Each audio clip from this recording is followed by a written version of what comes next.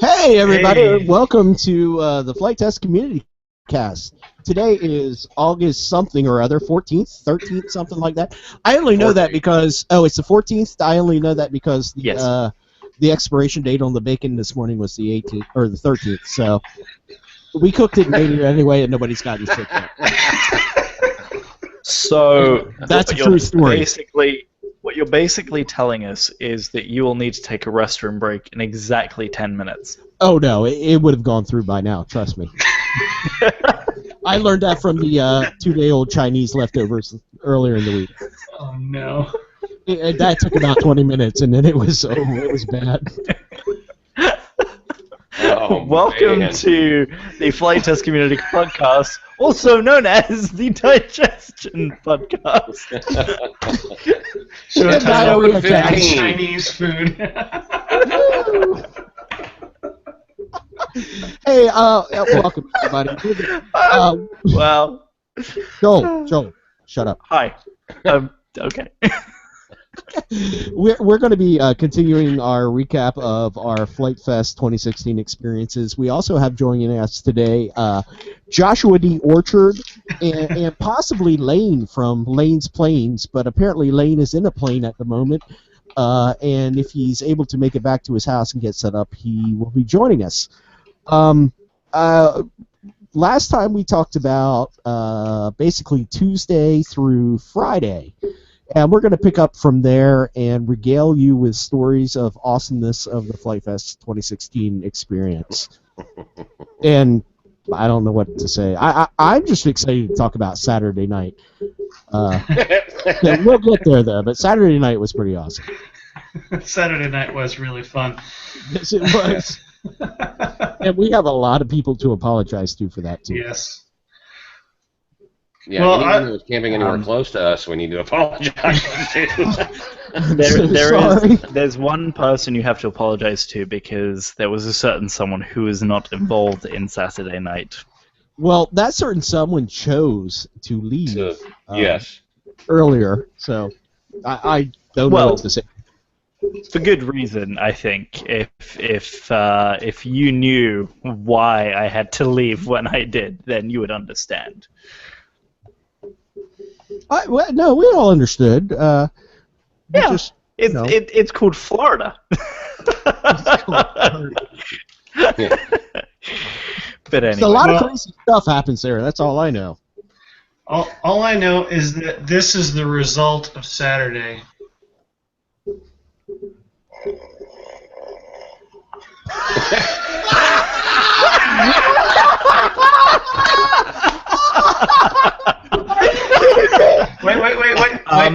Wait, one more time.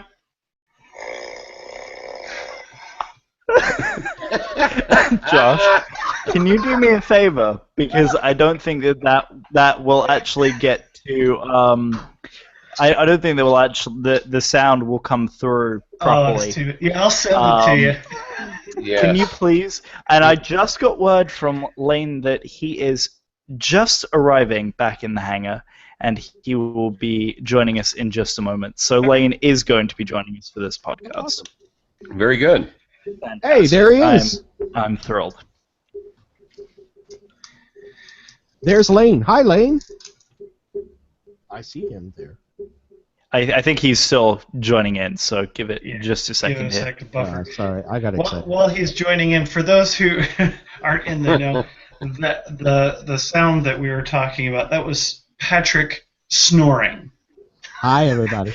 Yeah. Well, the nice thing is we kind of Mike and I, during a brief break that Patrick had, we did regale a tale of my arrival at Flight Fest and how I enjoyed a first taste of Patrick through his wonderful snoring. That sounds completely wrong. Well, everyone has to remember, for the last 2 years, that guy has stayed in the same place that I have. And for 2 years now, I've heard that every night through Flight Fest.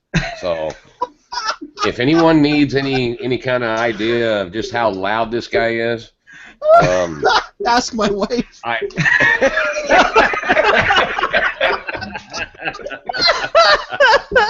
When in doubt, ask Patrick's wife. Yeah. And mine even knows about it too. So. Oh, that's funny. I'm a good time. That was funny. That was really funny.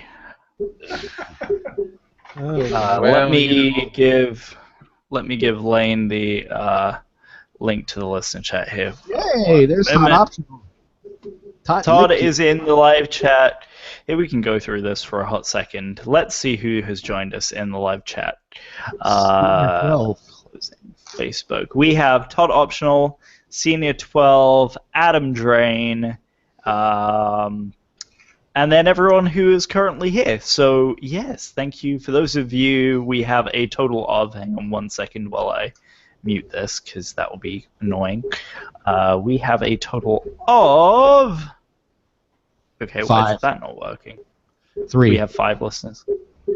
Was I right? 3 live? I don't know. I'm throwing out random numbers right here. That sounds like really high numbers for Joel to count. That's what I'm thinking. Listen. I have a hard enough time as it is. You're how many just things adding do you have, Joel? 1, 2, 5. Yes. Can't go higher than his fingers on one hand. Anyone? No one. Don't pull your How pants. did I just make a Monty Python reference and no one got it? Because you're British. Now, see, if Martin would have been here, he'd got it right away. Yeah, that's true. Exactly. That guy knows Monty Python like the back of his hand. Yeah.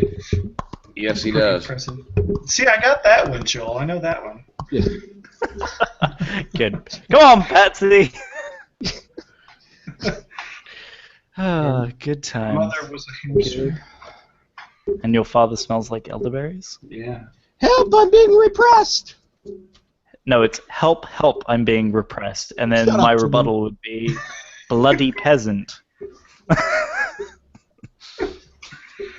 Yeah, because that sounds so much better. Look, I know that movie like the back of my hand. Oh, wait, when did that get there? I fought in your general direction.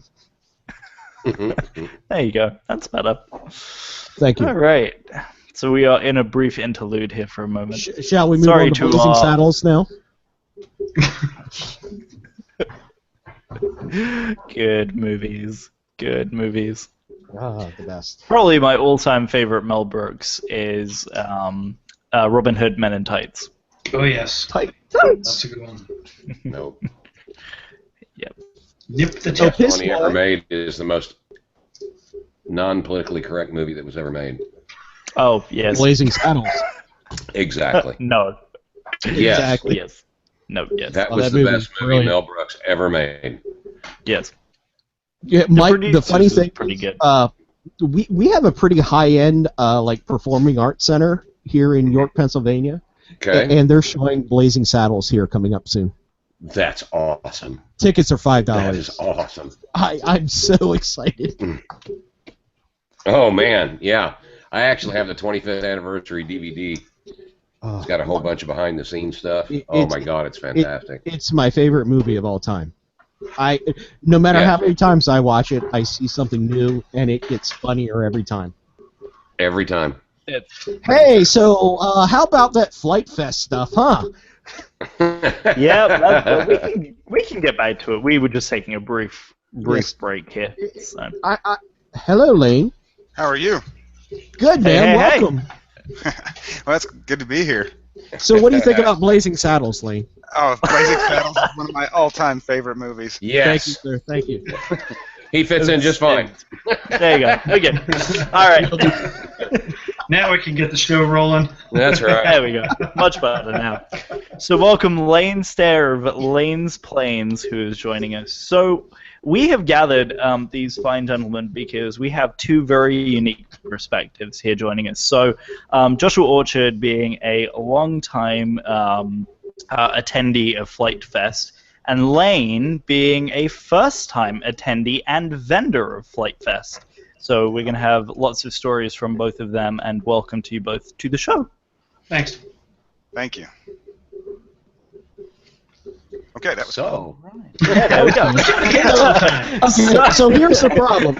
Let me just explain the problem to everybody. The problem is Joel said he's going to stop talking. But see, the issue with that is when Joel stops talking, then there's this dead space because Joel really fills the dead space well. So Joel, we'll slap you down when we need to say something. You just roll with it, brother. Sounds like a plan.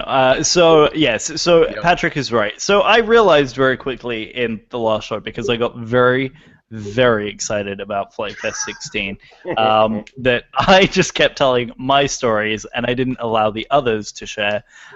So my goal is to allow the others to talk more on their stories as much as I did. So tonight we are going to be delving into our stuff that we enjoyed throughout Friday, Saturday, and into the final day, Sunday. So let's start off with Joshua Orchard. Josh, you were not only a attendee of Flight Fest, but you also had a building series that you were teaching. Is that correct? Why, that's correct, Joel. Oh, fantastic! See, this is brilliant. Yeah, so no, Josh was doing some really awesome stuff with the hot wire foam cutting, and Yeah. How did the classes go? Did you have any of the issues that we had Thursday night? No, well, I mean, you guys are my buddies, and we've been hanging out for a long time, and I wanted to be there for the first night to not only support you guys. When I first approached Austin to begin with the pitch for the building series, I didn't quite grasp the scale that he was imagining. At first when we were discussing it, it was a single 40-foot by 40-foot tent, and Can I just stop you here, Josh? Because this is a legitimate question on my part. I know because you and I had talked about this after Flight Fest last year. Last year you did the Sikorsky build on site, which was just an incredible undertaking. And Thanks. when it flew on Sunday, you, me, and Asbjorn stood around and cried like little girls afterwards because it was such an and accomplishment. Mike was crying too. Oh, Mike was right. Mike was crying. Mike, tell us how you feel about that. Mike went away. Because he's not there. Sorry. So you definitely did not want to take that intense of an experience on, but you wanted to spread the expansion of knowledge. I mean, basically, you know, I know we've all, and not to say that this is a bad thing, but we've all lamented, and we've said this on the podcast before, that the planes and the building techniques did not seem to be going any further in terms of test, and we kind of wanted to push that. And honestly, I think you might have been the first guy to come up with the idea of the Build Series tents at Flight Fest. I don't know if I really was the quote unquote first person to think of it, but I think I was probably the first person to say something to Austin about it. And really, all it was like you said, I took on the Sikorsky, and I built this huge plane in all its crazy detail, and I built it on site, and the magical thing flew. And we had a lot of fun with it, but in the end, I was so dead tired, and all the stories that I heard from you guys after the fact, I missed like the whole event last year. And it really made me kind of sad. I missed meeting new people and making new friends. I did, to a certain extent, get to do that building the Sikorsky. I met a lot of really neat people. I got to share with them, how to hotwire, what I was doing. But sometimes, like Eddie Black was saying, I'd just come by, and you were just like, get out of my way. I got to do this. I got to do this. And there were times when I was just going crazy. But getting more to the point, I wanted to do the build series because, I felt like, me personally, I love flight tests because they encourage building so much. And I'm a builder at heart. yeah, I'm a fair pilot, but last year I had 8 maidens. So I know how to fly an airplane or two, but for me, being able to build an airplane is just a lot of fun for me, and being able to share those kinds of techniques and share that passion and that different aspect and perspective of the hobby is what I really wanted to do, but I also didn't want to take up the entire event doing it again. And it was just a small contribution that I made to, I put together a couple of ideas on a Word document, and I sent it as an email and pitched the idea to Austin, and it just, again, right place, right time, and Austin, that's when they were first starting some of their meetings about what to do with Flight Fest, and Austin emailed back and said, "This is exactly what I needed when I needed to do it." so I mean, I don't take all credit for it, but it certainly grew into something that I thought would really benefit a lot of people, and I feel like it certainly did. Lane, did you have a chance to see anything that was going on in the Build Series tent? Absolutely. I walked through there a couple of times. My wife, when we go to the shows, my wife Christy, she does 90% of the business stuff, and so I got to spend a lot of time flying, and a lot of time just talking to people and walking through, and it was the neatest thing that I've ever seen at a show. If you guys have paid any attention to me in the course of my insanity that I've done, I certainly have. I feel sorry for you. I tend to build strange things at a strange time in ridiculous deadlines, and it typically seems to work out. So seeing what some of these guys were doing, I forget which airplane it was, the big twin that was down there kind of by me in the build tent that the guy was making, just a very detailed, kind of maybe a B-29 or a P-3 Orion or something looking, probably about an 8-9 foot wingspan. Anyway, beautiful airplane that he did, and then the Build Series stuff down there, got to check some of that out and just walk by and listen for a few minutes. Just, it's excellent hearing you guys teaching people, how to do this, how to do that, different techniques. It's something that the hobby needs. So I thought it was great. Well, thanks for that feedback, Lane. I mean, I don't know if you remember talking to me. I guess it was Friday. So this is the story, and I'm sticking to it. I show up at the flight line with my giant scale Top Flight P6E Hawk that I did an electric conversion to, and here comes Lane strolling down the runway. He's got one of his CUDAs. Now, Lane, give us. They're awesome, by the way. Yeah. Lane, give us a quick and dirty rundown of what a CUDA is, because some of our flight test listeners may not know what a CUDA is. A CUDA is a little ball of balsa wood crack. Yeah. That's pretty much all you need to say. Okay. It is. I have multiple versions of it now, but basically the one that I was flying at that point in time, because I remember talking to you when you were flying the P6, and I said, maybe I'll wait. And you said, no, we'll be fine. And I said, okay, we'll just stay away from each other. Yeah. But that one was a 26-inch wingspan. It's just running on 4S, and it's about 128 miles an hour. It's a built-up balsa kit that we designed, and Joel Dernberger, Metro GTI, he did the CAD work for that one and for the 35-inch. And we've been making them now for a couple of years, and they're nobody has ever complained about one. Let's put it that way. Now, just to describe it, it's basically a Ford-swept flying wing, correct? Absolutely. Yeah. So I mean, it's. I wanted to fly with Lane, number one, because I know, Lane, you're a good pilot. I've seen you fly.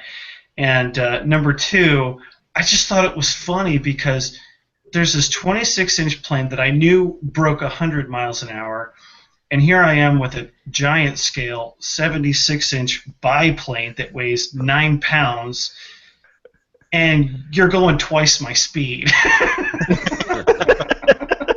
And I thought, I think there was some point that's a giggle. That, if I remember, If I remember correctly, I think he passed you 3 times by the time you even broke 1 pass. Yeah. Yeah. He was doing tighter loops. Ridiculous. But I tell you what, that biplane is one of my favorite airplanes. But much like a lot of people, I have a real problem buying an ARF anymore. Yeah. Yeah. With having the laser and the CAD stuff, and just I would rather design something myself. The problem is I don't have enough time in my life to do everything that I want to do. I've decided right now I have to live to be 136 just to figure everything that I've got planned right now. Well, I'll tell you, Lee, if you ever need a prototype builder, hit me up. All right. Yes, second. Well, Same here. I'm appreciate unemployed right now, Lane. I got plenty of time. You get time.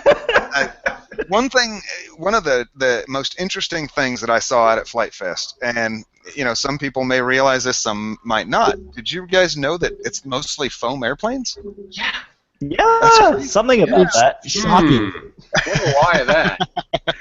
Yeah. So we got there, and I told Christy when we were going, I said, I don't know how we'll do. We're not really. I mean, the CUDA itself started out as an EPP foam airplane that I designed many, many years ago, and I sold a bazillion of them just to, at shows at friends and family and stuff like that, and we just had a ball with them. And then we turned it into a balsa kit, and now my hot wire is still at my house in Alabama, and of course I live in Nebraska. So We're sorry about that, by the way, Lane. That I live in Nebraska, or that I own a house in Alabama? No, the whole Nebraska thing. We were talking about that before you came on. Oh boy, here we go. Football season's coming. We'll see who's sorry at the end of this.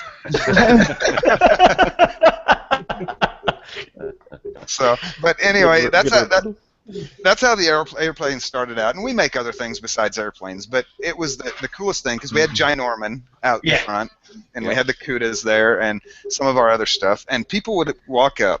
And this is something I've never experienced. Once or twice is fine, but every day dozens of people would come up and they'd just reach out and touch the CUDA or Norman, and they'd say, "What is that covered with?" You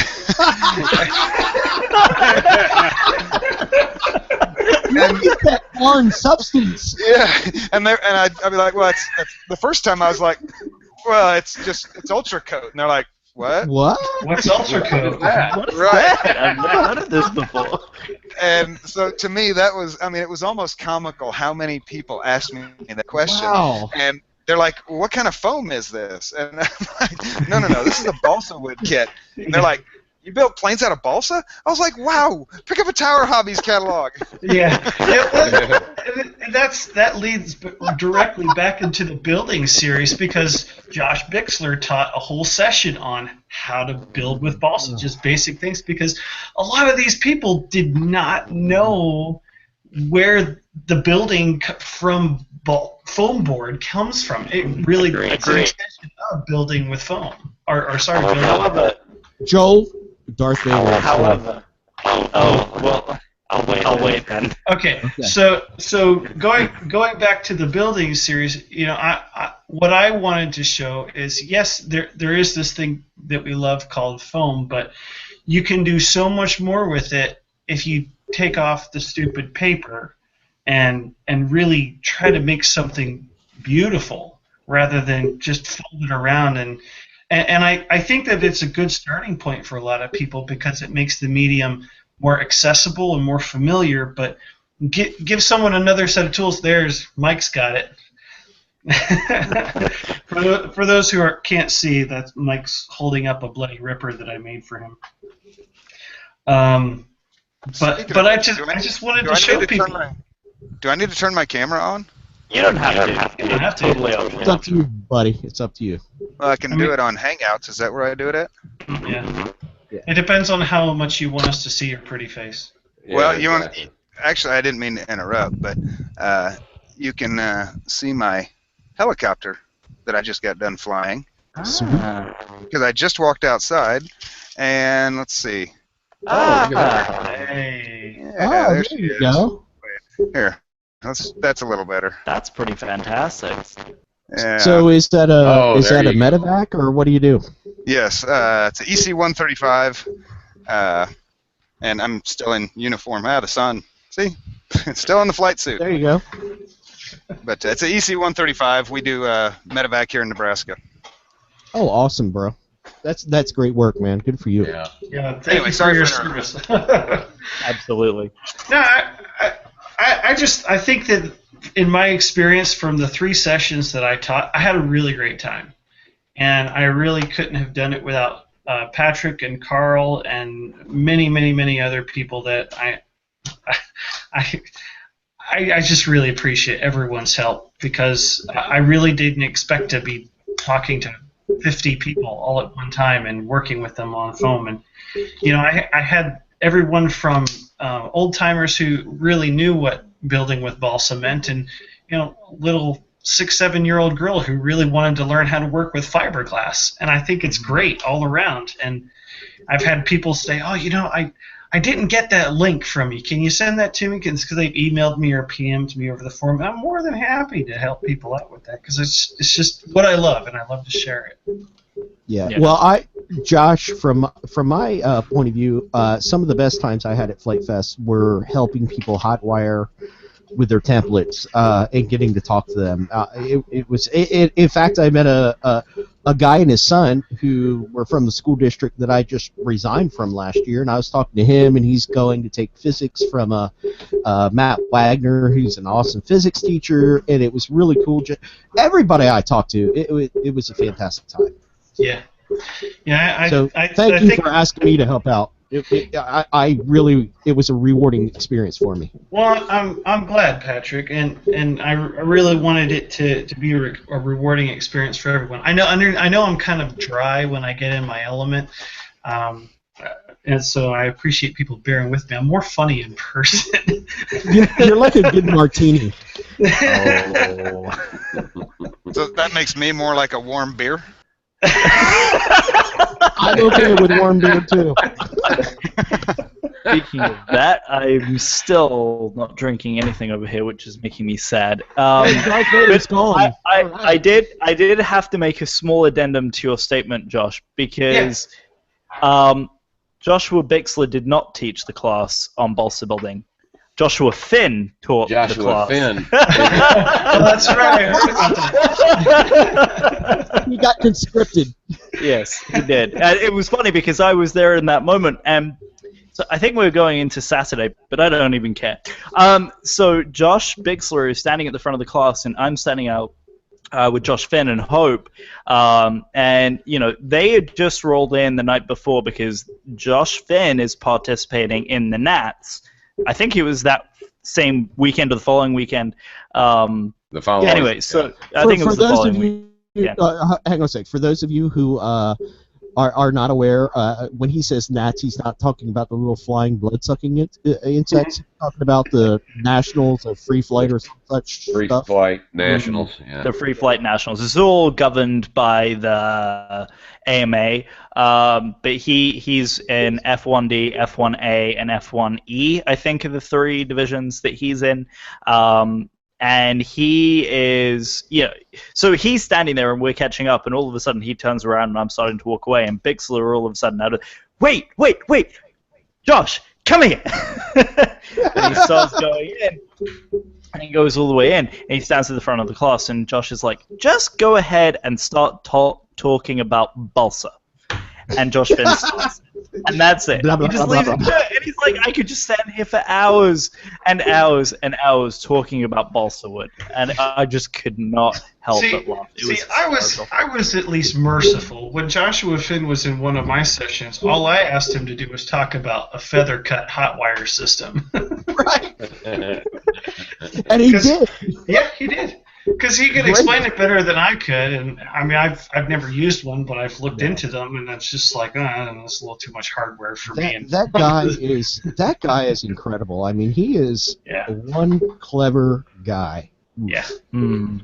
Yeah. Pretty bloody brilliant. So I was really happy to get to meet him and Hope in person. That was really cool. That's right. Was that your first time meeting him? They had their son Caleb there too, and he was a gem. Yeah, he was cool as awesome. can be. So I've hung out with Josh Finn and Hope a good number of times with Caleb, and they're just such an awesome family, and I love hanging out with them. And the nice thing is they're so close to me that I can just go hang out with them for a long weekend. So we're probably going to do that sometime in November. Just don't touch his DLGs. No, it's only keep your hands Dan's off. DLGs Oh, that I'm Dan not Cruz. allowed to Oh, touch. I'm sorry. Lane, Joel breaks people's DLG, so if you have a DLG, don't let Joel fly it. Noted. Yeah, don't Well, let him DLGs are a fly little it. pricey. Okay, it's not DLGs I'm allergic to. I'm allergic to Spectrum products. Okay, that's what we've boiled Okay, it we down can't to. fly anything I have then. I was Nothing. gonna say. Yeah, you'll be staying out of my hangar. There you go. Noted. So, No, that's not true. You need to fly a CUDA. It's my goal. I think it's on our list, isn't it? Yeah, So, you have one on the way? yes. Lane and I are working on a couple of special projects, and one of them is definitely going to be a CUDA being cut. So yes, I'm very excited to receive one of those. Yeah, I almost bought one from Elaine, but I didn't, and I felt bad. I tell you what, we left there, and I don't mean to derail again, but Not at all. the fact that it was a primarily foam event, I wasn't expecting much, honestly, and we walked out of there almost sold out of everything. Well, good for you. That's awesome. Excellent. Well, Lane, That's really awesome. I actually came up and talked to you at Flite Fest, and I think it was on Friday. Maybe it was Thursday evening. I know you got there on Thursday because that's the day I worked parking lot duty. And the buzz was you came pulling in, and like the guys I was working with were like, "Oh, that's Lane's from Lane's Planes. Lane's Planes is here. That's really great."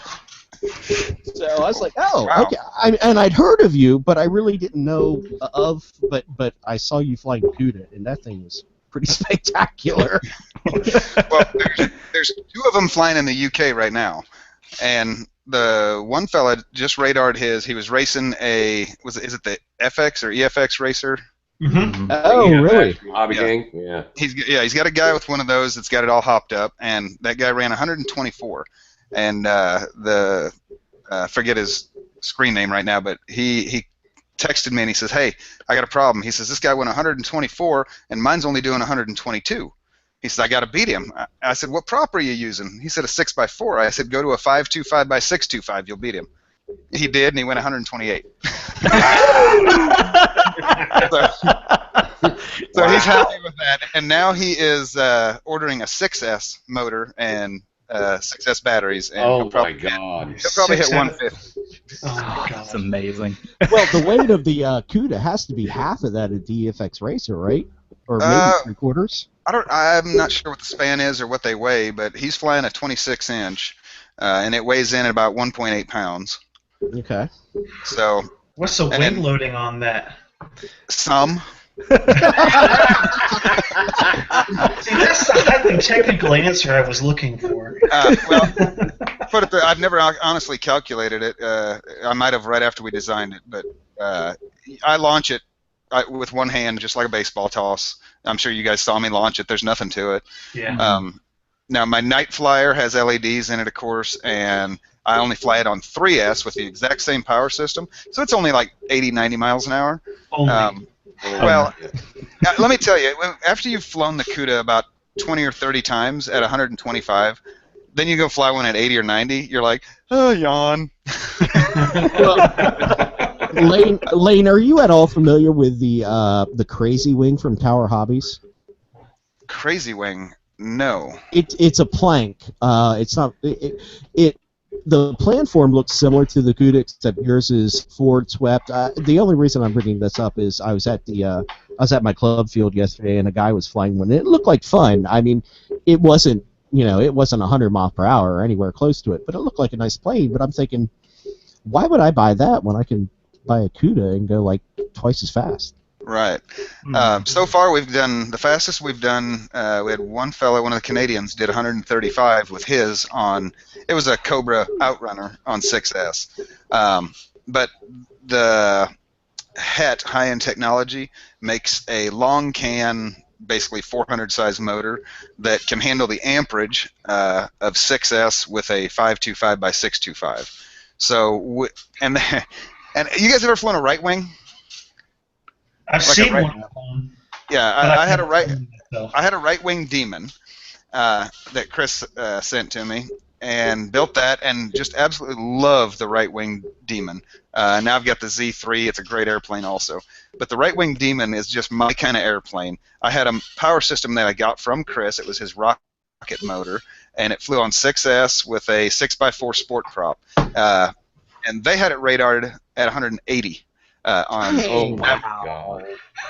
Yeah, on that motor. I'm not sure which prop Chris was running. Is that I like kind of got the idea. kilometers per hour or what? No, and it's not scale speed, which I had people ask me that too about the CUDA. They're like, "How fast is it?" About 130, and they're like, "Is that scale speed?" Well, no, because it is full scale. There's no real one. Well, So, there's no such thing as scale speed anyway because time doesn't scale. So. I'm just- right. Oh, here we go throwing it with out Captain there. Physics Professor. Okay, Mr. OCD. That's well, true. we're gonna throw that rocket motor and 6S onto my CUDA and see if we can hit 180. Wow. And I think that'll be fun. Man. But I can't do it at a show until I do it at the local field because I've got to test it to make sure the airframe can handle it. Because if it Right. comes apart, that would be very bad. Yeah. But the thing, and you guys saw it, and I mean, you're ordering one, and of course you thought about it, and you're going, I'd like to have one. Well, the thing about it is, when you fly that airplane, it is so ungodly responsive. Usually they have recommended rates of, you drop it down to 50, 60%, something like that. On this thing, 35% is your high rates. Anything more than about a quarter inch of deflection, and it's almost uncontrollable. It's so responsive. I fly it on low rates, always. Low speed, high speed, it's never on anything else, unless I want to show off the roll rate, which is scary. I'll reach up, flip the switch to 100%, and give it full aileron. I will only do it in an upward climb, and when it spins, I don't know how many it is per second, but I think it's all of them.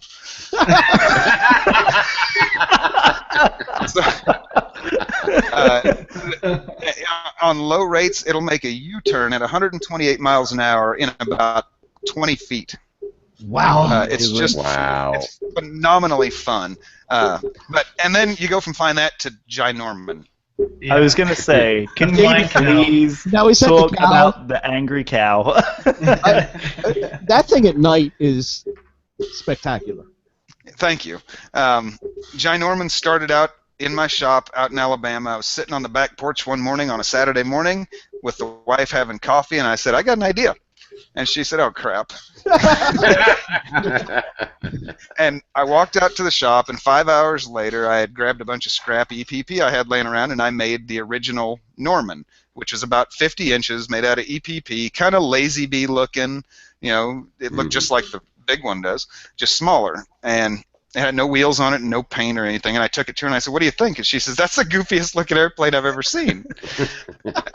I said, well, great. And I went and flew it, and it just made you laugh to fly it. It's got the polyhedral wingtips and the big fat belly on it. So we decided, she said, why don't you paint it like a cow? All right. I painted it like a cow, and it was in my trailer the whole weekend we were out there. I never did fly the original one. So now, is that a reference, the Norman bit, is that a reference then to City Slickers? Absolutely. Okay. Somebody gets it. My wife calls all cows Norman.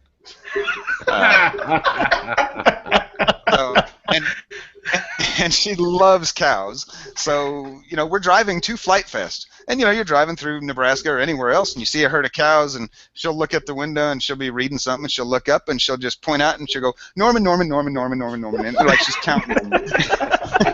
Reminds me of when I lived in Idaho for a little while, and I don't know if any of you guys know about Idaho, but there is nothing to do in Idaho.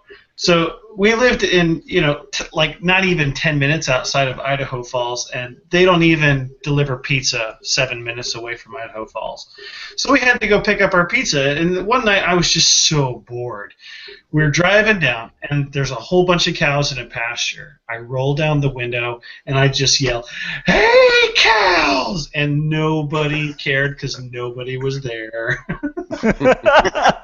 Well, I've been to both Idaho and Nebraska, and yeah, neither of them have much going on. At all. Well, I guess that depends on what you think going on. Where do you live at? I live in Pennsylvania. Pennsyltucky. On purpose? Well, okay, so the deal was I grew up in Delaware at the beach, and then I met my wife working in a restaurant down there in college, and she had a job first, and she's from here, so I moved up here, and here I am. Nice. I kind of miss the beach, but The I mean, only look, thing the only thing I remember about Pennsylvania is your roads. they're bad. Not impressed. Yeah. Not at all. And the drivers are worse. Yeah, it's every time that I go from Maryland, which has fantastic roads because we pay taxes through the nose, we go into Pennsylvania, and I'm like, can we just go back to Maryland now? Yeah, I think our claim to fame is we have the most compromised bridges in the nation. Yeah. Nice. Now, compared to that, I would rather pay the higher taxes than the thousands of dollars in tolls I'm paying a year to deal with the Florida roads. And I live near the 3 largest here in Central Florida, and guess what? I-4 is even getting a toll road, so thanks. And we're completely off topic. And that's fine.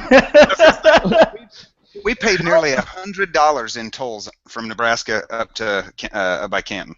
I believe it. Gosh. Yeah. Wow. It was terrible. Of course, you saw my truck, right? Yeah. Yeah, I did. It might be slightly overkill.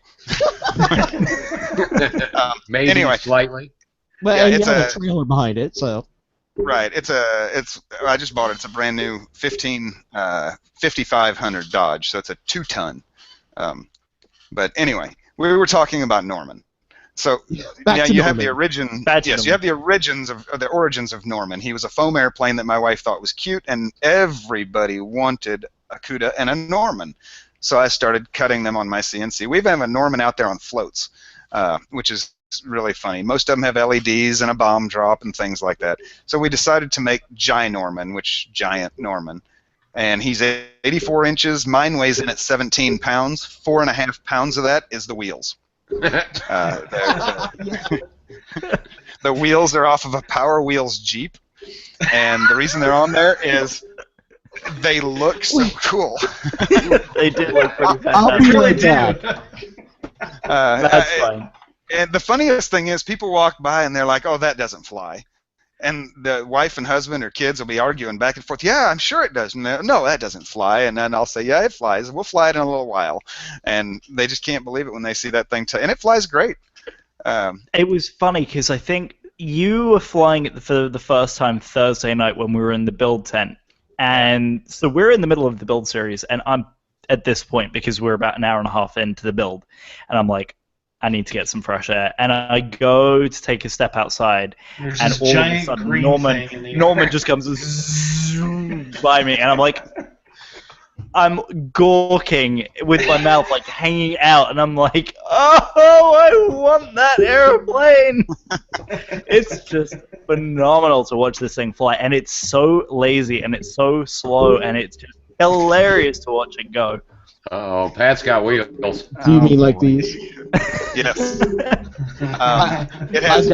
I've got 2 sets of them, looking for something to do. Well, there you go. I think you've got a plane in your future. We sold ours. The one that you saw fly. Yeah. The gentleman, I can't remember his name. You guys will know who he is, especially from Pennsylvania. Jeff, Okay. and he set up with Laser Toys. Oh yeah. I can't remember his last name. Okay. But he's Laser got that hobby Toys. shop he sets up there with Laser Toys, and Is he's from up Dan? there. I'm sorry. Is it Dan from Laser Toys?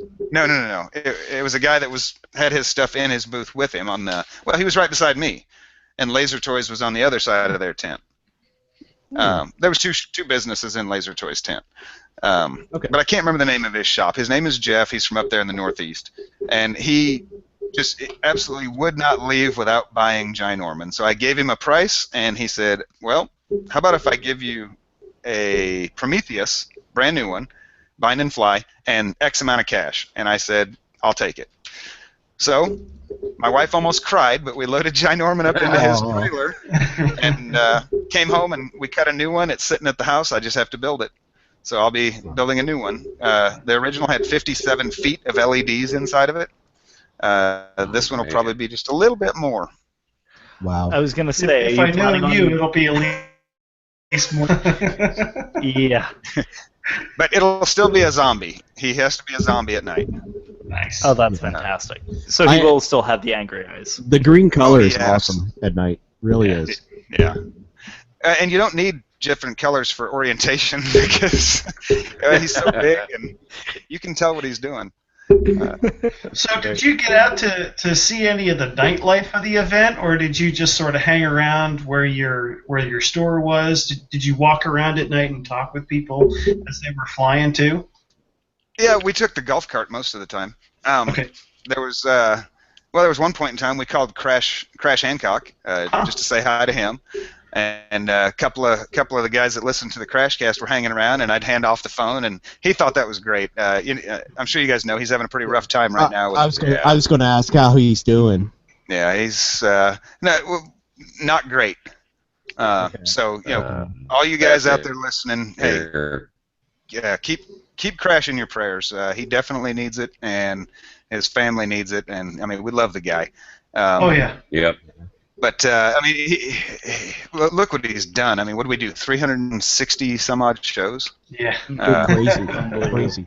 Well, this is number 15 for us. Oh, hey, you're right up there with him. Yeah, we're right behind you. Right. But anyway, we can call and the Crashcast really was an inspiration for so many podcasts. I just want to put that out there. Yes. Crash Hancock, rock it out, bro. Please get well. Absolutely. So yeah, we did that, and we walked around and talked to a few people, and then do you mind if I take another few minutes for another story? No, not at all. That's why you're here. Well, I have a tendency to talk, so you got to be careful. Did you see the young man? Well, the auction that we did, or the giveaway that we did down there. I heard it announced. I didn't see what the outcome of it though. Well, we gave away one of those big T-28 Trojans. It was bind and fly, and what happened was this young man who was across from me in the build tent. He was in that back corner right in front of my booth. He was 14 years old, and just a young little guy. And he came over to me. I don't know who he is. I still don't know his name. I think it was Adrian for some reason. But he said, Lane, can you help me? And I said, well, sure. So I walked over there, and he was putting together a Trojan, and he had just finished it. And he said, I want to go maiden it. Can you come with me? And I said, sure. So I went over the airplane, checked everything, checked his throws, checked his control directions, and everything was good to go. I said, well, let's go fly it. So we walked out, and I drug it all the way down. He says, can we go all the way to Show Center? I'm like, oh, you're killing me, kid. so I carry this plane all the way to Show Center, and it's a big plane. We get down there, and he's just nervous, nervous as can be. It's his first big airplane, and he's real excited about it. He just finished it. He had just bought it from that same fella, Jeff. And I said, okay, you ready? Take off. And he takes off. He makes it a half a pattern, and the wing separates from the fuselage. And the fuselage just pile drive straight into the runway. And the kid, I told him, I'm like, don't worry about it. I said, we'll go look at it, see if we can fix it. If not, we'll find a way to get you another one. And he was crying and pretty upset, as you can imagine. Yeah. I mean, he just put $500 into an airplane, and he's 14. So I felt really bad. I don't even know who the kid is. But we went and got his airplane and his parts, and we drug it all back, and I mean, he was just in tears. Turns out we're pretty sure he didn't tighten 2 of the wing bolts, so he lost his wing. And I talked to Jeff there, and I said, well, how much will you sell me one for so I can buy this kid an airplane? And he said, well, I'll give it to you for a really good price. He says, I'll pay half of it, you pay the other half, and we'll call it even. And I said, that's great. Well, so we were doing that, and the kid, I handed him his new airplane, and he went to build it. And then Jeff comes by and he says, why don't we do a raffle and we'll just give one of these away, and then that should pay for it. And I said, well, that's even better. So Peter Chan, if you don't know Peter, you need to know Peter. Peter Chan is a ball of energy, and I said, Peter, we need help. And he jumped on my golf cart with signs and was driving all over selling tickets. And we sold enough tickets to pay for the airplane that we gave to the kid, the airplane that we gave away, and I gave away like 5 things out of my shop, and Jeff gave away another, like a quad and a little small pits and some other things. And we paid for all that stuff. We didn't make any money. We gave everything away that we had collected. So that's what we did, and the funniest part was, whenever you do a drawing, and so the kid was thrilled. He went and flew his airplane, and happy ending for him, so that was great. But the funniest part was, every time you do a raffle or something, everybody says, okay, they pick a kid out of the audience, and they're like, hey, come draw a ticket, right? I was like, who here's over 70?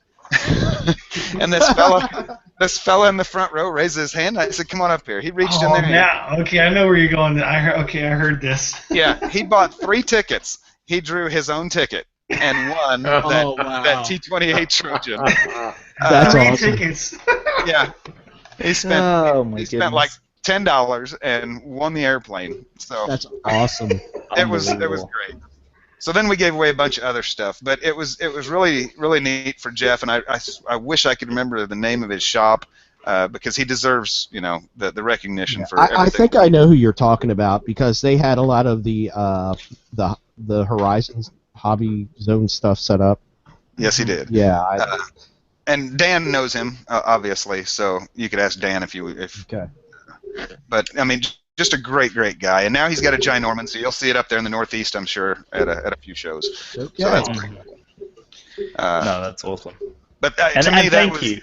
Well, sure, that was the epitome to me of what you guys are trying to do out there. Help people and show them, and that's honestly, all those people that donated money and bought tickets to pay for this kid's airplane. Those are the people we should thank, because they bought this kid a new airplane, and that's amazing.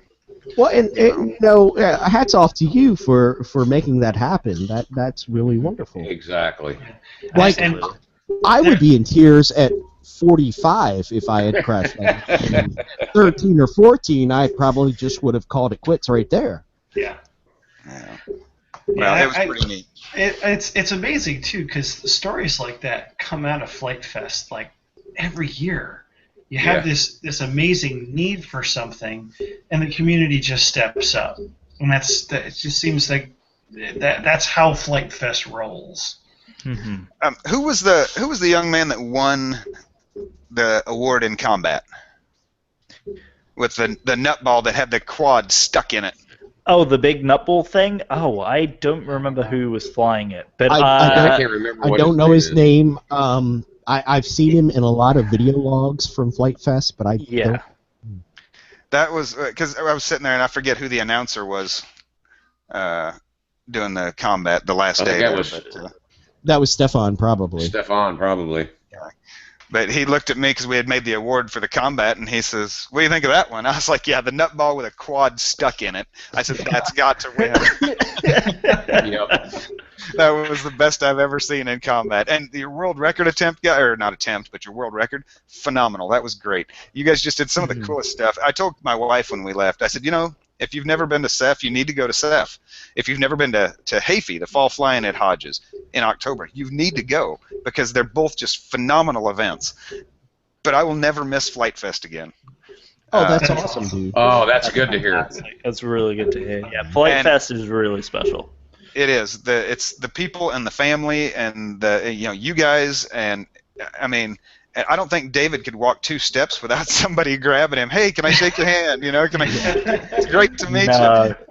It was funny. I think that it's a case like that for all the celebrities. But Lane, I don't know if you've had a chance to listen to any of our past shows, but even Mike and I walking down the strip, they would pick up his voice even before mine with the accent, and they would pick up Mike and they'd be like, wait, that's Mike that's Mike Finley from the Community Cast. Yeah.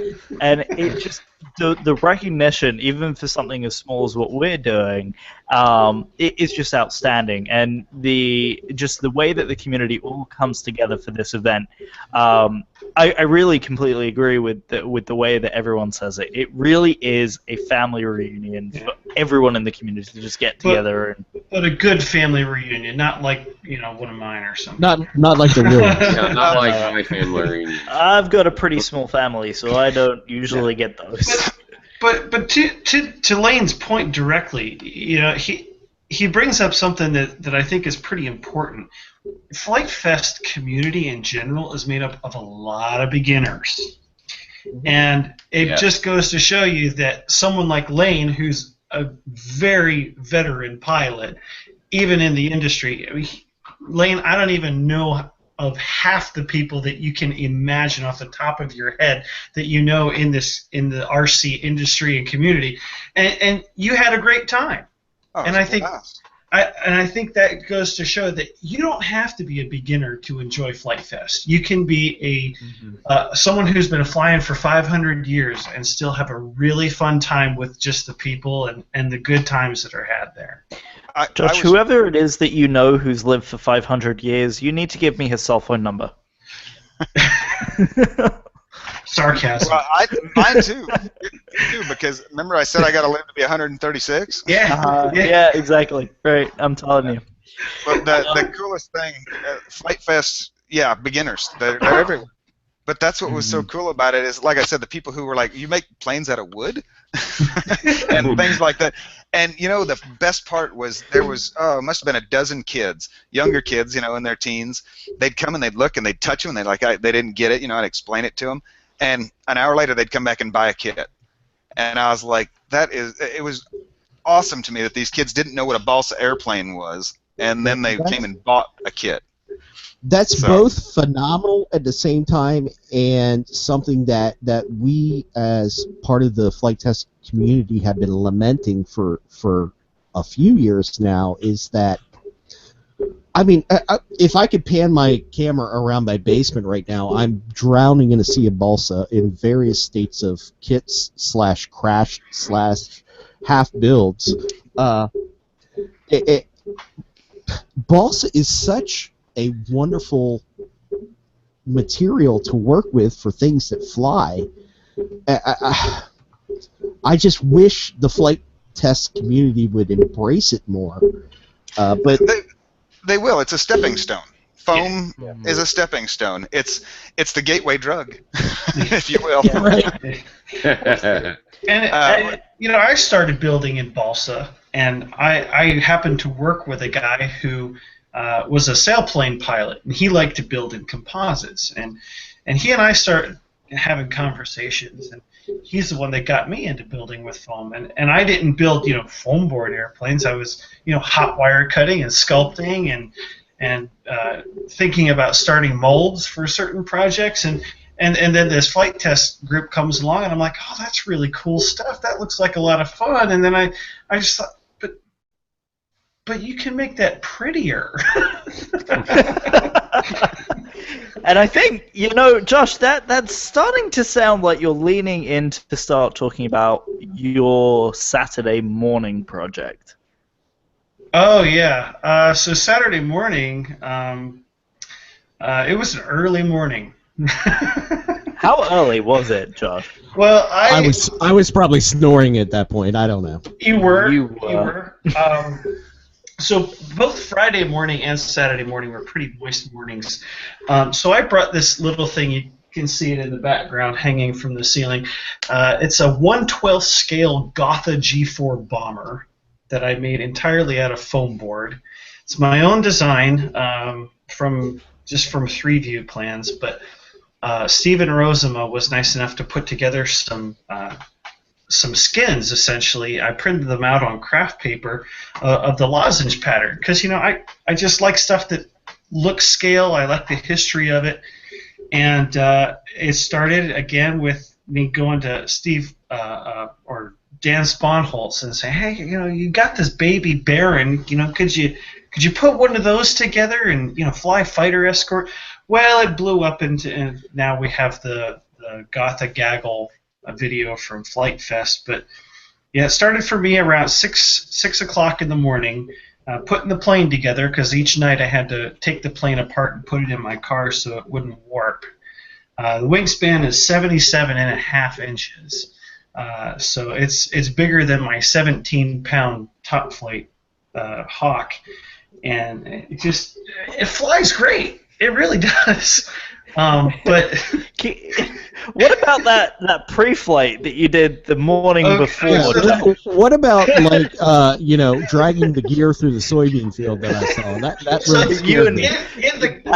You and I were holding hands during that. We hugged each other. We cried. So what happened there was I wanted to make sure that I had a trim flight in because I didn't know what the heat and the moisture were going to do to the wing. I wanted to make sure that it was safe to fly more than anything else. So Friday morning, I got everything together. It was a little breezy on Friday morning, but I thought, it's okay. The prototype I flew in 15-mile-an-hour winds just to make sure that the wing would handle any kind of wind fluctuation. So I knew that the wing was going to be good, but I just wanted to make sure the trims were right and I had enough authority.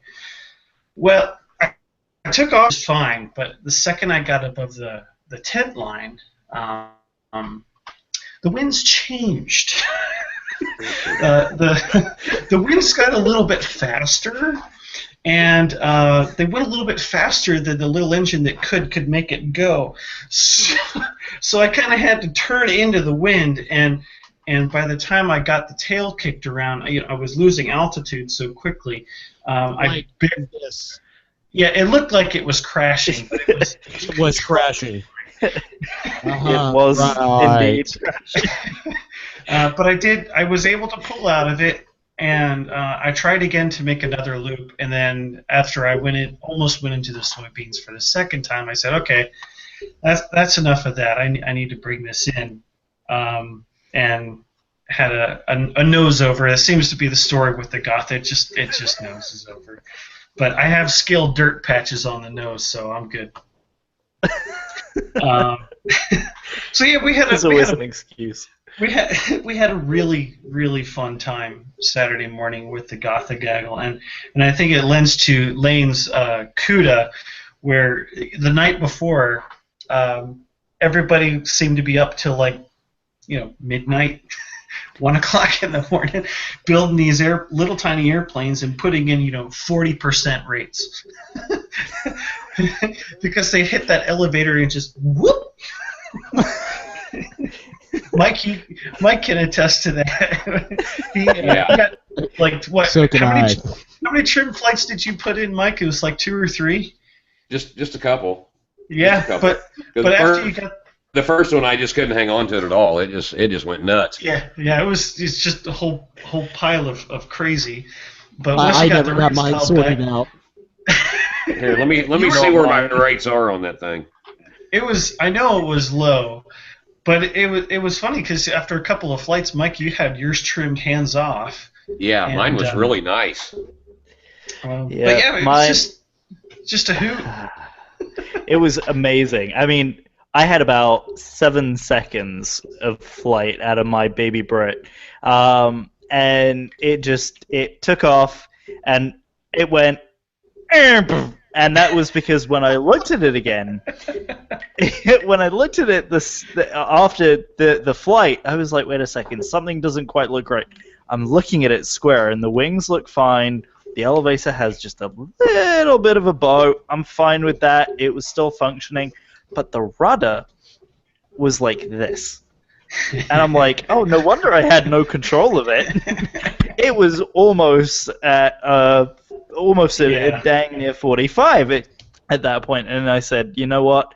I'm just happy I got to watch the thing because it was spectacular just to see all these little airplanes flying around with the Gotha. It was stunning. And the fact that we won was even better. Well, I thought it was fitting and scale. Yeah, there's just some warping. Yeah. Just a little bit of warping on this thing. Mine, I crashed 3 times at home, and I took it out to Flight Fest, and I was going to get you guys to help me trim it out and stuff, but it disappeared, and I didn't find it until I think it was Sunday in the back of Eddie's truck. It got put there prior to, I think it was Wednesday's night storm, the big storm. Oh yeah. Yeah, that was Wednesday night's rainstorm. Yeah, Right. when But the yeah, tent when blew you got away. electrocuted. Yeah, when I got electrocuted, Noah's tent blew away. Right. And there's a part of the story that Mike left out too, but Please enlighten us. So, Mike, where did you sleep Wednesday night? In Where his did car. I sleep Wednesday night? You slept in your Yes, car. I did. I slept in my vehicle. That's right. And why did That's you right. sleep in your vehicle? Because Well, your because- sleeping space was because taken you're- up by airplanes. Because my bed had a P6 Hawk in it, and I can't remember what else was there, but there was quite a few airplanes there. So I was like, they Josh's needed to rest airplanes more than I kicked him did. Yeah. So apparently I brought too many large airplanes at the risk of rain, and so the Sikorsky and the Hawk had Yes. their beauties sleep on Mike's bed while Mike slept in the car. They slept wonderfully on that mattress. Yes. And it And I was slept very, just fine in my car. it was very gracious of you, Mike. I Well. really thank you again. Well, hey, Meanwhile- airplanes are important. Yeah. Meanwhile, Josh is offering tent space for me to rent, to share his hammock with him, and Yeah, it was I'm my like, easy up. the easy up. So What? Josh and I are sharing an easy up, and his airplanes end up in Mike's tent. Yeah. Well, that Well, was it's just for actually the bed, rainstorm. yeah, it's just that's where I was sleeping. They didn't complain about my snoring one bit, by the way. No, not at all. They didn't care. You know, it's things like boy. that, though, that make the stories that just make these events so much fun. The Canadians, Ian and Glenn and all those guys that come down, and Eric from to Ceph with us every year, and I'm trying to get them to come to Flite Fest next year. They're just the nicest guys. They apologize to you before they do anything. That's Canadian. That's the way they do It is. things. Yeah, Ask Andre. yeah. Andre, by the way, love that guy. We'll get back to Yeah. him. Yes. He's That's awesome. funny stuff. The Canadians, a couple years ago, when I first met them, my table, I had one of those plastic tables, left it out overnight. They were sleeping in a tent. Storm came through, took my table, and crushed their tent.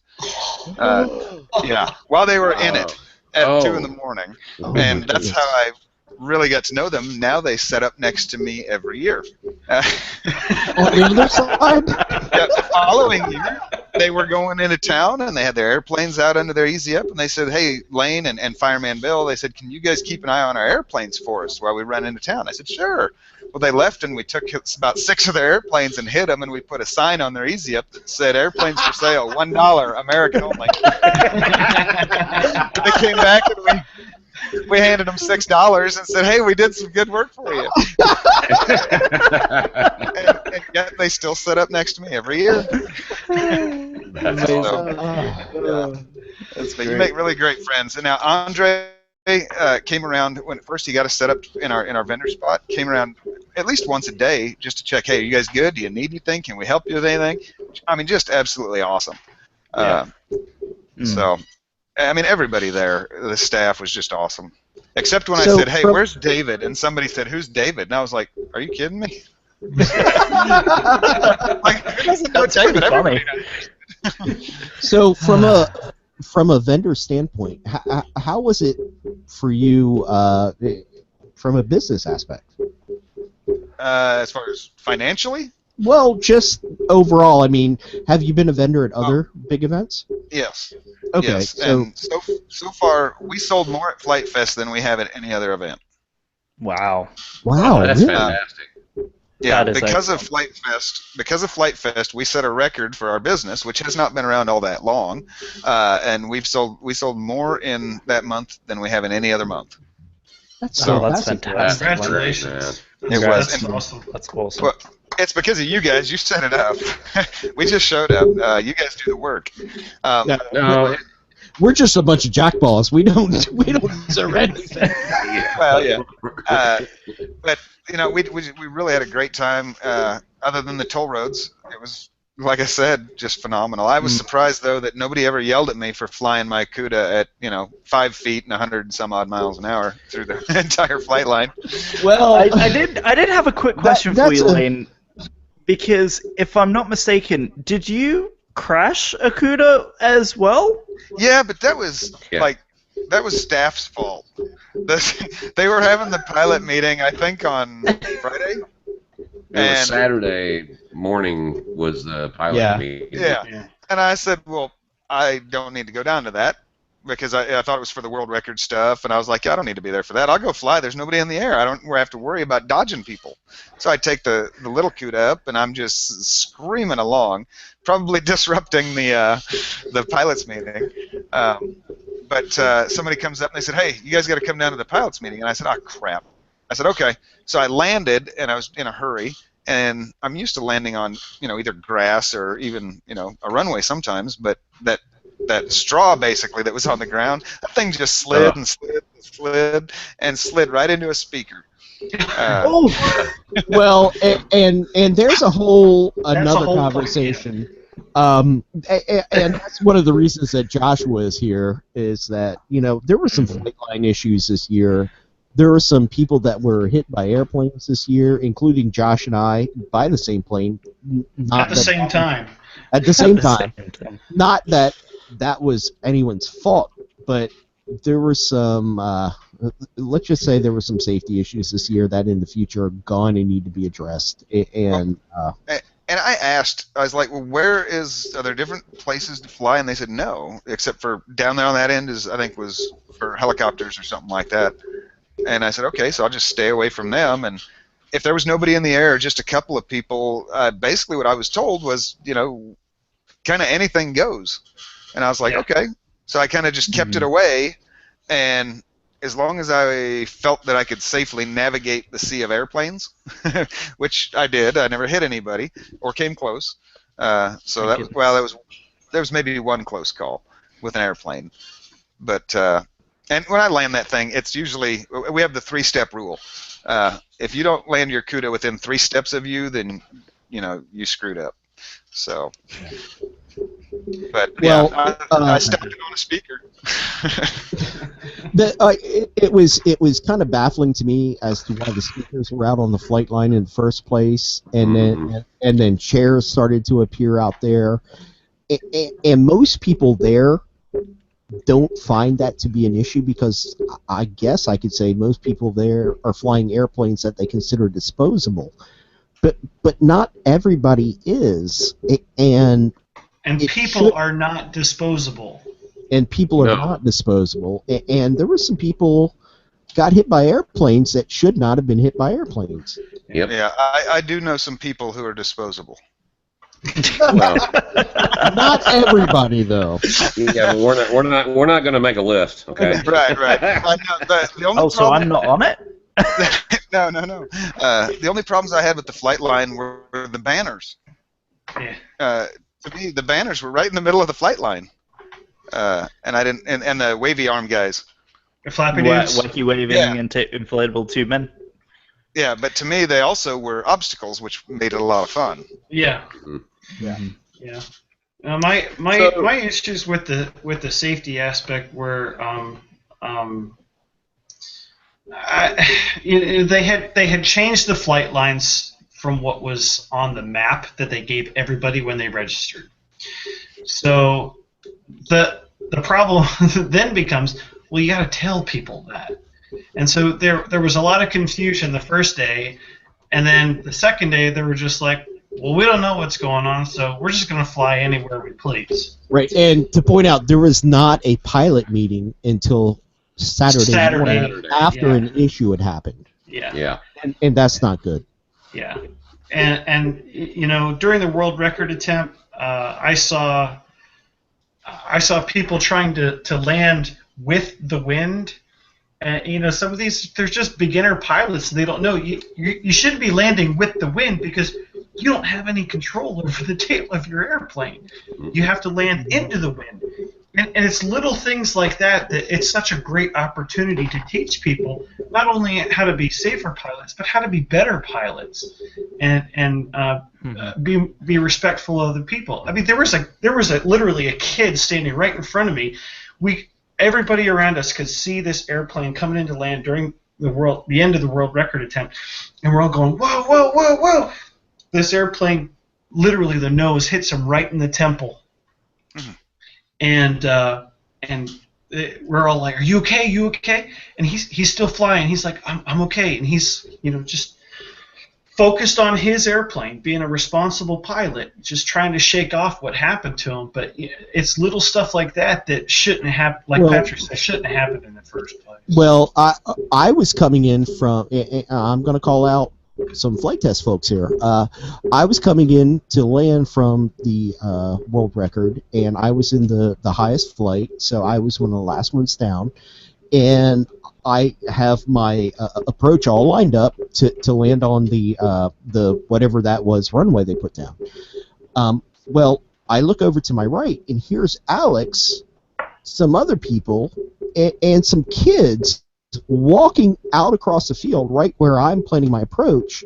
So I have to change my approach quickly, and I came in right over one of the banners, literally right over Wayne from After Hours podcast head, and my right wing clips one of the Flight Fest flags, and I just kind of flip around and crash in there. But why were people walking out on the field when there were still airplanes in the air? Still tons of airplanes in the air. Yeah. And I saw that a lot. Yeah, it's that kind of stuff that shouldn't be happening. If you've ever been around me at some of the fly-ins, especially nighttime, out at Hafey, for example, we have a good time. Let's put it that way. The flying wings come out, and we just act up and have a blast. And we've done some things that even Mac Hodges has come to me and said, don't do that, Lane. Yes, sir. Promise me. If Mac comes to talk to you, you know you did something wrong. You say, yes, sir. That's right. Yeah. But then he goes and winks at my wife. He loves Christy. Well, Mac's a player. What can I say? He's the man. So. After we did the 5-man airplane a couple years ago, he was complaining because I got a kiss on the lips and he just got a kiss on the cheek. So she ran up and gave him a big old kiss on the face right in front of everybody. And that man turned 18 shades of red. It was great. So then I show up to Hodges the next year, and she wasn't with me. I show up and I says, "Hey, Mac." He says, "Hey, where's Christy?" I said, "She's not here." He says, "You can go home." It's like that. But anyway, the point is, we do some things knowingly, that we're out there with each other, and so if one of us flies a plane into the other one, we know that's a risk that we're taking. The problem is when you have people who don't know and you don't know, and they're walking across, and say you're flying your P6. You hit somebody with that airplane, and you can cause significant damage. Yeah. If you hit them with, I'm not exceedingly familiar with all the flight test planes, but like an old Fogey or something, you're probably not going to cause much damage. So it's dependent on what's going on and what you're doing, and I don't think there was a lot of awareness amongst a lot of the people because they wouldn't announce when they went on the field. They wouldn't announce when they were clear of the field.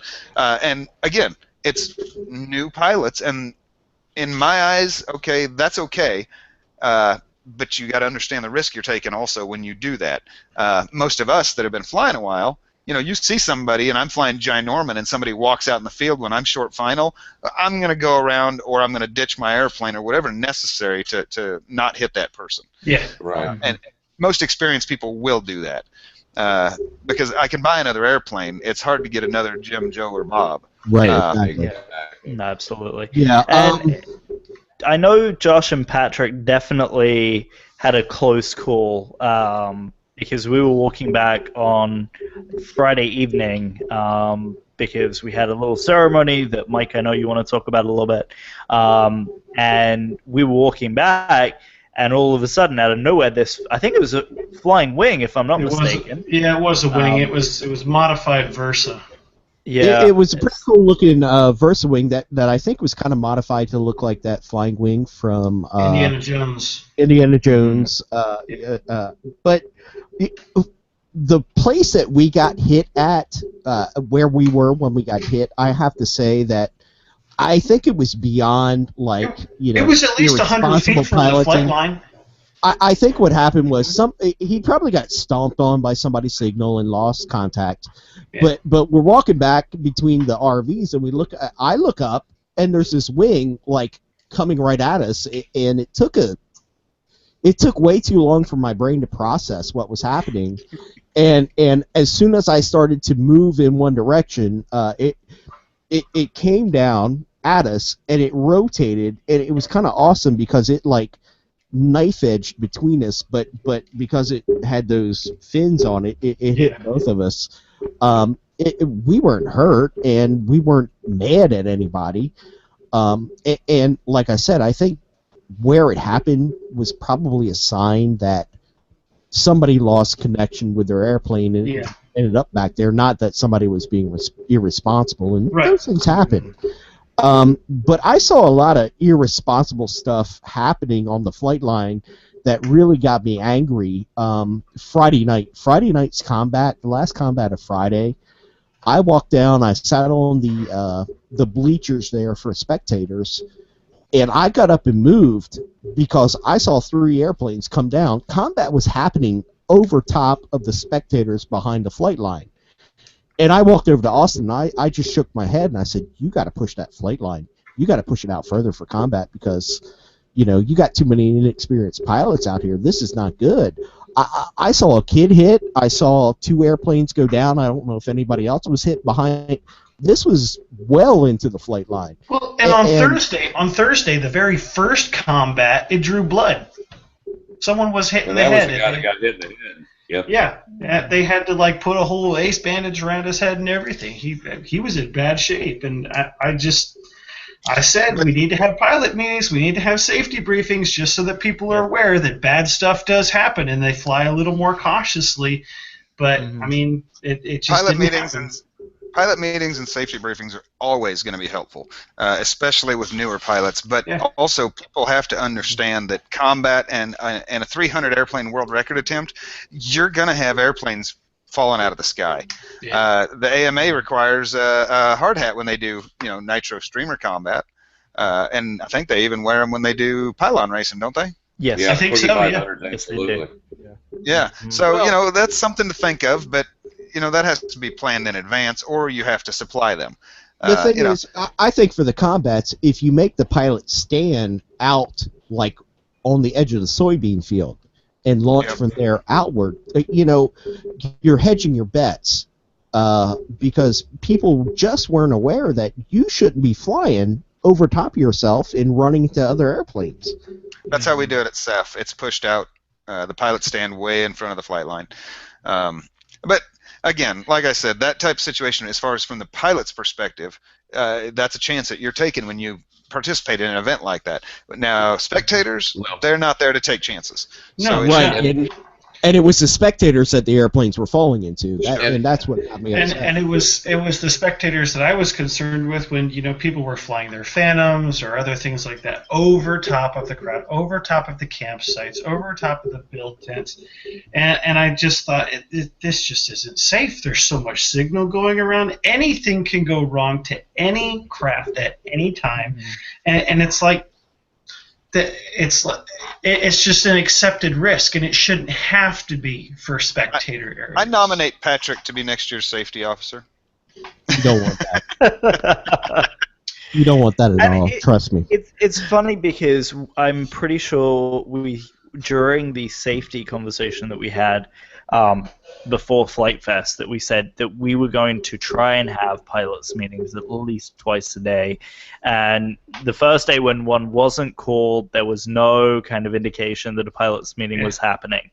I think that was showed a red flag for all of us. Yeah, I think everybody did, because there was a volunteer meeting, and we were all there. We were in the area, so I think we all were very taken aback when there was no formal call for a pre-flight on both the morning and the afternoon, because we said, 1 is good, but 2 is going to be even better, because what if you've got someone like Patrick who will sleep through the first one. Yeah. Well, Or but you even got a people lot that of show up later. like You that. know, Yes. you have people that have been showing up from South America, for crying out loud. They've been on planes for hours on end, and yeah, they're tired. They want to get into the event, but it's still, we need to drive home that we need to have people able to go home with I think- all of their And fingers. I think the generally thing about speaking, flight, most people know what's right and what's wrong when it comes to these events, and most people do the right thing. It's the inexperienced ones that didn't. And maybe the Right, best and- is just a handout when they register, or a loudspeaker instead of walking down to a pilots meeting that you can't guarantee people will attend. Just speakers. or a couple of boards with some basic The rules. advice written on them yeah. out on the flight line.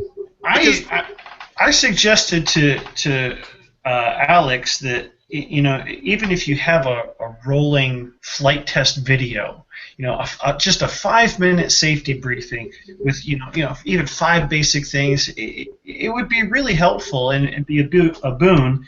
Carl Leidick came up with a great idea that you go through one of these every single day, and every single day you get a different color of a band that you put on your transmitter. You show up to that flight line, you don't have that day's color, you spend 5 minutes getting your safety briefing.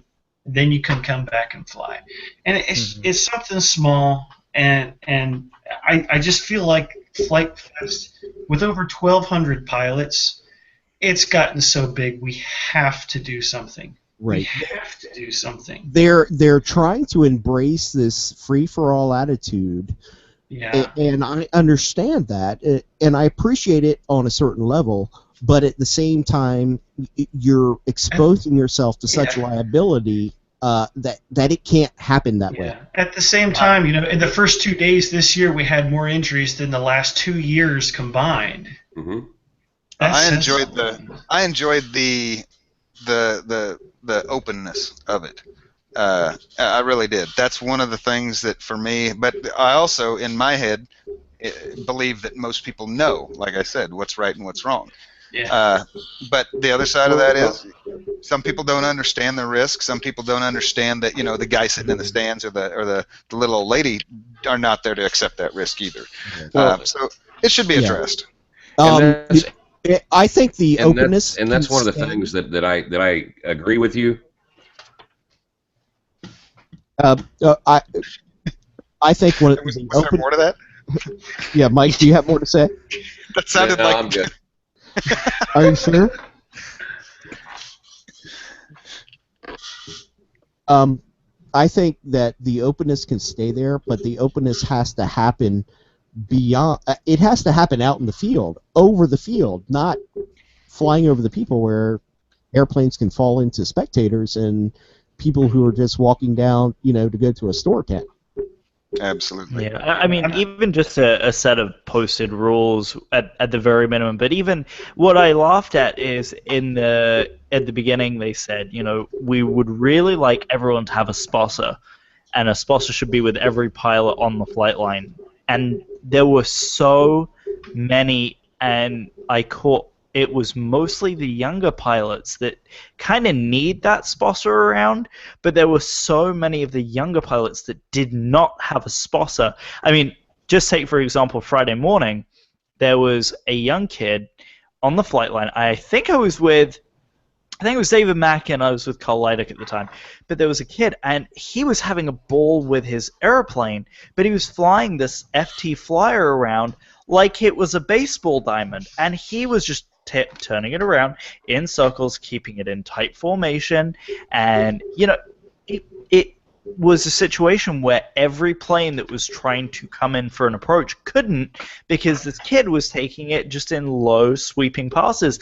And I had to go up to him and I had to say, hey, look, buddy, please take your plane further out into the flight line because you're interrupting people from landing. Yeah. No, I applaud you for being able to go up to a pilot, and I freely admit that there were situations where I should have just gotten up off my butt and said something, but I didn't, and I should have. And it's funny because Ben considers himself that guy. That guy. Because Yeah. even when I was with him, there was someone flying a tricopter in an area which he should have been flying down on the heli line. And he stopped the cart and he said, "Hey, please can you land and move down to the heli line because you really should not be in a consistent hover over the main flight line." And he picked up his things, he moved to the flight line. His mom said, "Are you sure? Like, why does he need to move all the way down there?" And it's because we had to explain to the mom. You know, the mom honestly had no idea. She was Yeah. just curious. And if there was some kind of message put out about what the rules were, what the safety was, and how even the flight line was constituted, because there was no pattern direction for the No. day. It was No. wherever the wind was guiding, Yeah. but there was no pattern direction. I think for the most part, people were flying a counterclockwise pattern. But even still, I mean, there were times where all of a sudden the wind would change and people would start flying a clockwise, and then half of them were flying counterclockwise and the other half were flying clockwise, and you'd end up with situations where you would almost have near misses. And I even saw a couple of airplanes did end up hitting because they were flying in two different pattern orientations. And that's fine if you're approaching this from the standpoint that you're flying a disposable airplane or an airplane that you don't mind if you hit somebody. And that's what a lot of these airplanes are built as. But That's there's also spontaneous folks, combat. Yeah. right. Mhm. But there's also folks out there trying to fly airplanes that they want to be able to take home with them. So there's got to be a balance there. Yep. Did you guys watch any of the FPV racing? I did not. Mm-mm. No, Oh, you guys so missed out. That was some of I the didn't get coolest down that stuff. far. Have you guys ever done FPV racing? No. Have you done FPV? No. Yes. Hi. This is my little racing bad boy that I am currently playing with right now. Lane, as you probably know, I used to have an HMB, Right. but I had to get something a little bit more, shall we say, lightweight, because the HMB is beautiful and wonderful and I love it. However, there's something to be said about carbon fiber. Sure. So, Well, yes. go I ahead. had this with me with every intention of taking it to the FPV line, but I was slightly distracted. First Well, year I tell you cover. what, I know very little about FPV. I know very little. I've done very little FPV flying, but the little bit that I have done is absolutely, it's a hoot. So I highly suggest, guys, find an open area out in the middle of nowhere, get a little quad, even that little, what's that little one that Horizon or whoever sells? Itty bitty tiny little thing, like maybe The like Nano 80, QX. yeah, like $90. Yeah, that one. And just Yeah. go do it. It's a freaking hoot. I really started enjoying that. And then watching those guys race, yeah, I ain't got nothing on that. So I thought that was really neat, though, that they had that obstacle course when there was nobody out there flying. I tried to fly a couple of flying wings through it. Didn't work. How'd that go? I'm a fixed wing guy, so when I do FPV, it's definitely fixed wing. Which it's been a while since I've really done that, but it's fun. Yeah, it's neat. I've personally, honestly, never tried. It's I- never really appealed to me. I'm a scale guy. I like the history and I like the build, and I look at the goggles and the TVs and I'm like, I mean, I think it's cool, but I'm just like not really interested. I was the same way. I had no interest. I was like, you know what? I do this for a job. Yeah, yeah. You do RPV, real life perspective. Yeah. I mean, my day job is to fly around in a $6 million helicopter. So it's like, Yeah. I don't really care to do that until I grabbed that little, what's that little one you had? That little quad you were holding The up? little Nano QX. Yes. That thing, it's, what is it, $90? Yeah, And like I $90. I got some Fat Shark goggles from Nick King. I got a real good deal on them. And I take that thing and just zing it around my yard, around the trees and stuff. It's just absolutely fun. So You'll love this then. This is the newest little fad that's coming out right now as well. These are the little teeny tiny 25 milliwatt all-in-ones that are nice. starting to appear everywhere, and mostly on the little Inductrix that Horizon put Inductrix. out. And this is becoming the little tiny whoop craze that everyone's getting into as well. So that's a hoot and a half too. Sadly, being a helicopter pilot, I really don't care too much for. I learned to fly with RC helicopters, so that was my first ever. But quads and helicopters don't do it for me. Yeah, I'm same way. I'm the helicopter thing. RC helicopters scare the crap out of me, man. Mm-hmm. I mean, love RC helicopters. I'm the same. No, seeing the video, Eric Monroe's video after the Gropner demo crash. No, don't need that. Don't need to die. Thank you. Well, you say that, but then you fly one, and then it becomes a little bit more compelling. I don't know.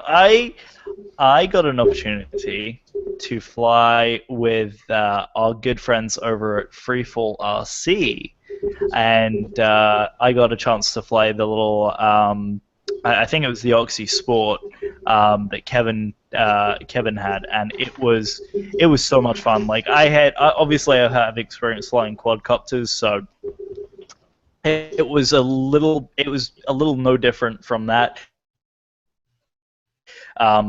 It's a damn sure, but it ain't one of these, and it was really interesting. I'm quite compelled. I mean, the little Horizon CFX210 is like it's 189 right now on sale for the summer sale, and it's quite compelling if you're interested in getting into that aspect of the hobby. Yeah. So after, I guess it was August. No, it wasn't August.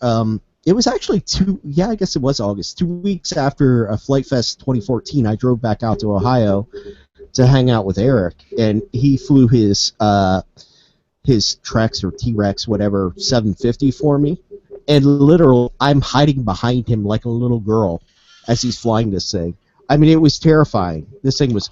The wind was blowing like crazy. He's having a great time, and I'm terrified because I know it's going to kill me.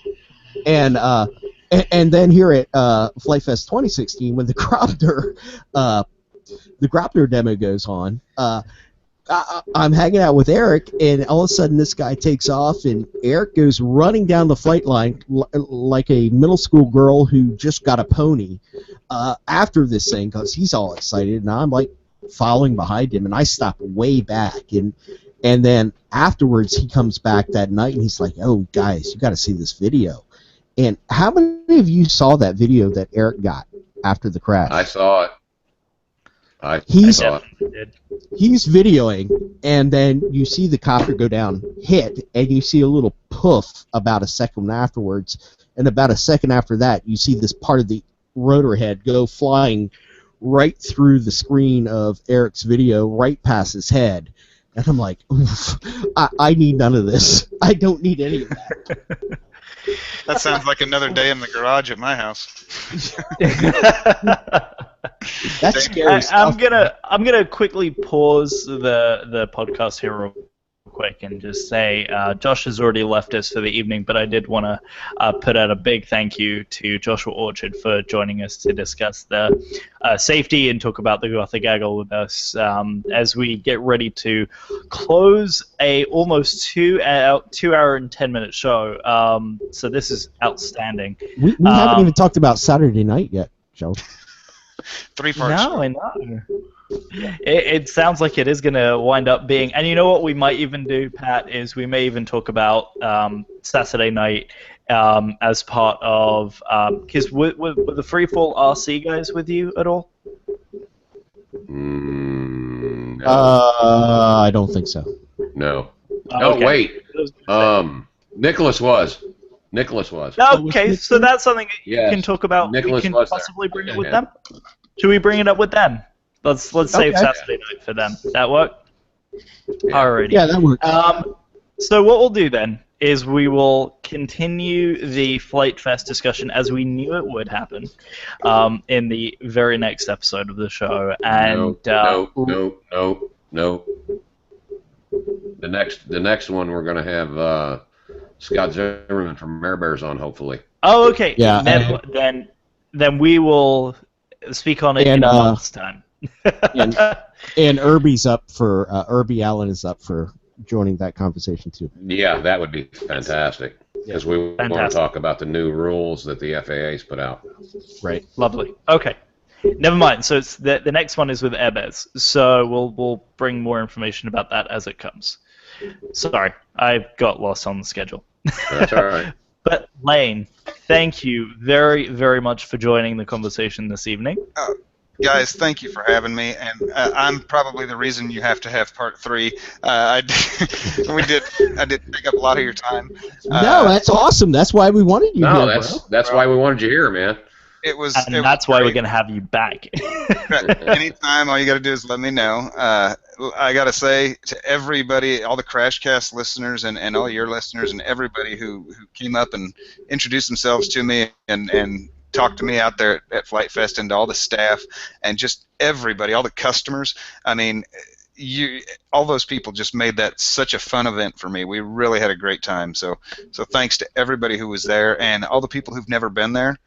Yeah, go. Trust me, just go. I was told there's I'll supposed to support be, that statement all the way. yeah, there's supposed to be another one. Is it not just next year? This one, I'm talking like another city.